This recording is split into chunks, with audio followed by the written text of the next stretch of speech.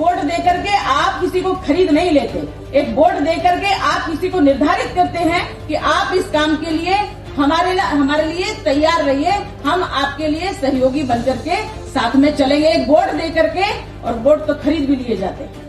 जब आपसे कहा जाता है ताली बजाइए, तब आप ताली बजाते हैं, उसमें भी कंजूसी कर देते हैं। जब अच्छे काम के लिए जब आपको प्रोत्साहन करना चाहिए, तब आप प्रोत्साहन नहीं देंगे, लेकिन जब आपको समस्या आ जाएगी तब आप रोने के लिए पहुंच जाएंगे, अरे ऐसा हो गया है। क्यों आप समय पर नहीं जागते हैं? धन का ही भ्रष्टाचार नहीं होता। आप जैसी लोगों की जो दुकानों में बैठे हैं, जिनको बिल्कुल भी चैतन्यता नहीं है, मैं उनको सचेत करना चाहती हूँ, आप जैसे लोगों की बुद्धि का भी भ्रष्टाचार कर लिया जाता है।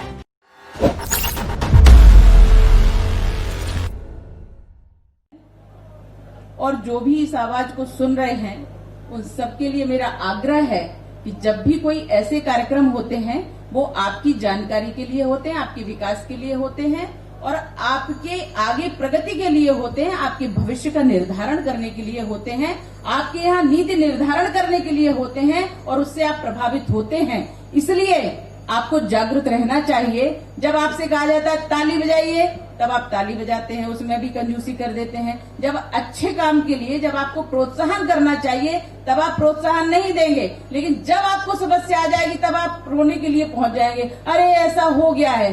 क्यों आप समय पर नहीं जागते हैं? आज यहाँ जितने लोग बैठे हैं, क्या समस्त जितना न्यू मार्केट है, क्या वो उससे प्रभावित नहीं होगा? निश्चित रूप से होगा। जो ज्ञापन दिया है, क्या आप सबको मालूम है कि आपकी कितनी समस्याओं का समाधान उसमें लिखा हुआ है? नहीं मालूम, क्योंकि आप उसमें इन्वॉल्व भी नहीं होते हैं। आज ये जो कार्यक्रम है, ये कार्यक्रम आपके लिए किया गया है। जो नीति निर्धारण होता है, जो भी आपके लिए विकास किया जा रहा है, आप उसमें सहभागी अगर नहीं बनते हैं, तो जो भी हम लोग चाहेंगे वो सब कर लेंगे और बाद में आपको अवसर ही नहीं मिलेगा कि आप कुछ कह पाए। इसलिए कभी नहीं करना चाहिए, आपको चैतन्य रहना चाहिए। जब भी यहाँ किसी प्रकार की कोई योजना बनती है, आपके भले के लिए कहा जाता है, आप उसमें सहभागी बनिए। शासन अपना काम करता है, जनप्रतिनिधि अपने काम करते हैं, लेकिन जब तक व्यापारी क्षेत्र है, तो जब तक व्यापारी इसमें सहभागी नहीं होगा, ये काम बहुत अच्छे से सुचारू रूप से नहीं हो सकता।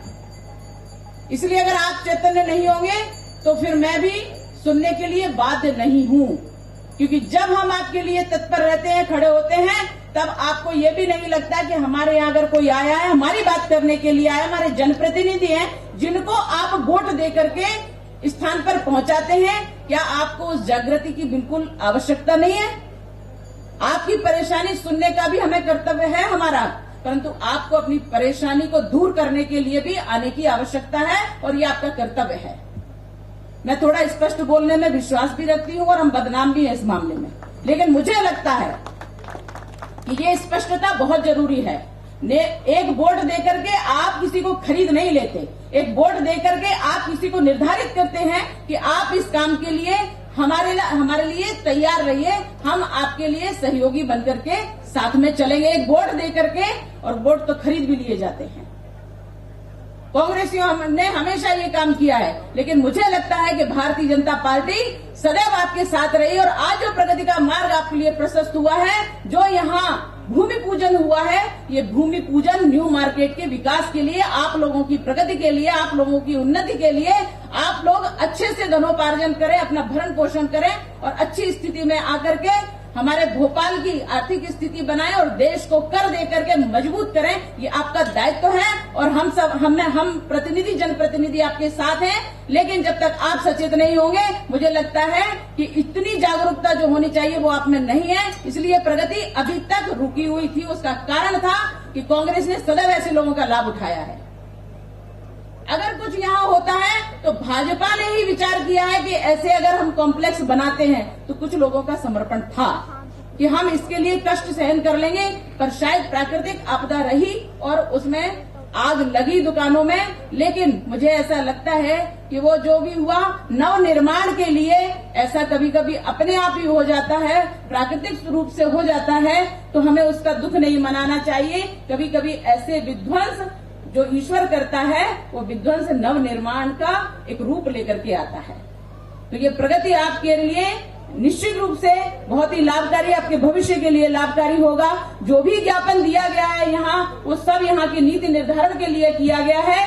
और मैं आपसे आग्रह करती हूँ कि जब भी कोई ऐसे कार्य हो तो आप सब सहभागी बने, और जब भी कोई ऐसे कार्य हो अपने सुझाव भी दें। जब भी कोई ऐसे कार्य हो कि जनप्रतिनिधि आपका काम करना चाहते हैं, सरकार आपका काम करना चाहती है, माननीय मंत्री जी यहाँ उपस्थित हैं, लेकिन आप लोग अपनी अपनी दुकानों में घुसे बैठे हैं, और जब खुद को तकलीफ हो तो हम बोलेंगे और बाजू वाले की तकलीफ में नहीं बोलेंगे, तो निश्चित रूप से आपका भविष्य अंधकारमय है। धन का ही भ्रष्टाचार नहीं होता।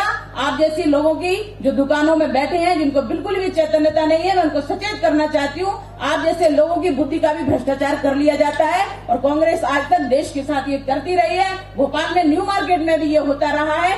जो देखो कचरे की तरह जनता भर जाती है, ना उनको खरीद कर पाते हैं, ना अच्छे से वो बैठ पाते हैं, ना खाने पीना, हर चीज की दुकानें हैं यहाँ। न्यू मार्केट भोपाल का फेमस मार्केट है, परंतु आप लोग अपनी स्थिति सुधारने के लिए तैयार नहीं हो। मैं जब यहाँ आई थी, आज यहाँ जब दुकानों में लग गई थी, मैं यहाँ आई, मैंने एक एक चीज की जानकारी लेना चाही, लेकिन सच तो ये था कि यहाँ के लोग ही नहीं उपस्थित थे। सब कैमरे अगर लगे होते तो पता चलता कि अग्नि क्यों लगी है, क्यों ऐसे कांड हो जाते हैं। कोई चोरी कर ले जाता, आपको पता तक नहीं, क्यों जागरूकता नहीं है। एक कॉम्प्लेक्स बन रहा है, अभी और भी लोग तैयार हो रहे हैं। मुझे लगता है पूरे न्यू मार्केट के लोगों को तैयार होना चाहिए इस विकास के लिए, और अपनी अपनी उन्नति करने का सबको अवसर मिलता है, तो उस अवसर का लाभ उठाना चाहिए। कुछ समस्याएं ऐसी भी होती हैं कि जो सरकारी भूमि है, उस सरकारी भूमि का जो भी सदुपयोग होना चाहिए वो नहीं हो पाता है, और जो यहाँ माफिया, भू माफिया बने बैठे हैं लोग, वो उसका दुरुपयोग करते हैं, और आप लोगों की जागृति न होने के कारण ऐसे ऐसे निर्णय हो जाते हैं जो सदैव हमारे लिए माथापच्ची बनी रहेगी और हानिकारक बनी रहेगी।